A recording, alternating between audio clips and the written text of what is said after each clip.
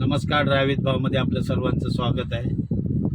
मागे तुम्हाला मी व्हिडिओ टाकलेच होते वाडी हॉस्पिटलचे, की आपल्या घरामध्ये मोठ्या मुलीला जो बच्चू झाला होता त्याचं 20-25 दिवसांनी निधन झालं.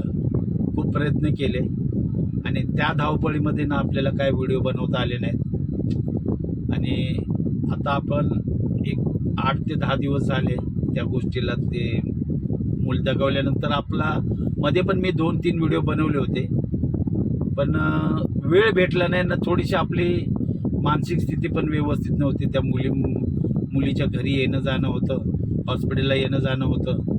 तर त्याच्यामुळं की विचार केला की आता आपण आपलं बोलतात ना, शो मस्ट गो ऑन.